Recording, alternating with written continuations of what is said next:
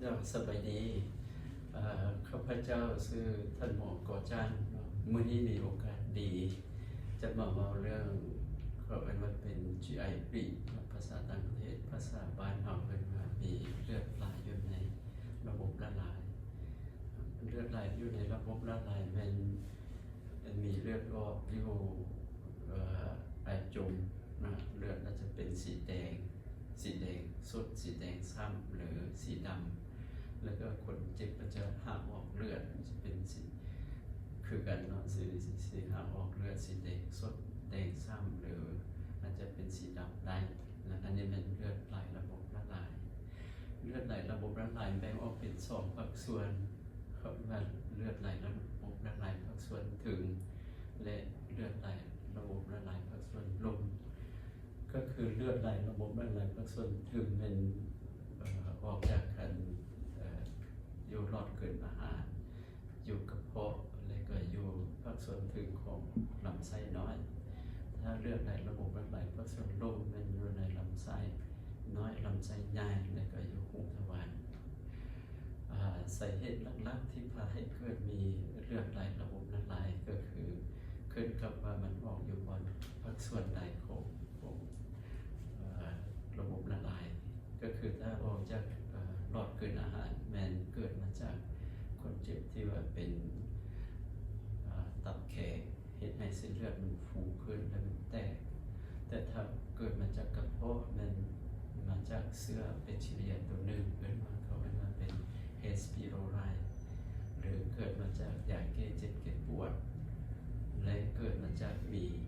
ก้อนหรือเป็นมะเร็งกระเพาะถ้าว่าเป็นเลือดไหลระบบละลายผสมลมอาจจะเกิดมาจาก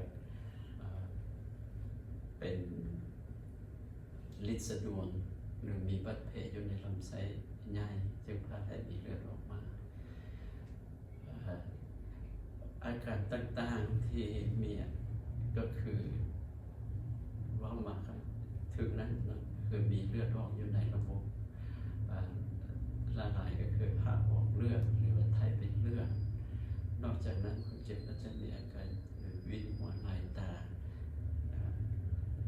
ต้นโตเย็น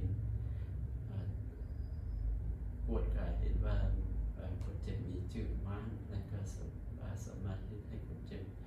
ช็อกได้ตั้งสุดตกและก็ช็อกได้ย้อนมีอาการขาดเลือด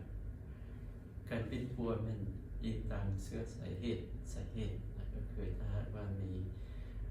เชื้อพยาธิก็ต้องไปให้ยาไปฆ่าเชื้อพยาธิถ้ามีบาดแผลอยู่ในกระเพาะก็ให้ยาไปปัวบาดแผลแต่วิธีที่ว่าดีที่สุดเป็นวิธีป้องกันถ้าว่ามีเส้นเลือดฝูงอยู่ใน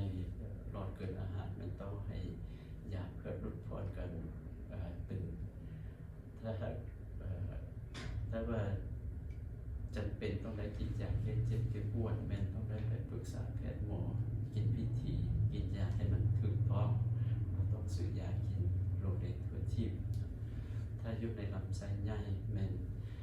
เราต้องได้ป้องกันถ้าเป็นเอโมโรยิดหรือว่าลิ้นสะดวกมันต้องได้ปัวแล้วก็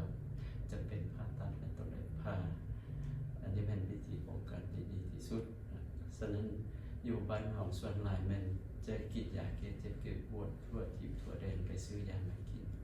นั้นถ้าหากว่าจำเป็นแท้ๆต้องได้กินมันต้องได้ไปปรึกษาแพทย์หมอ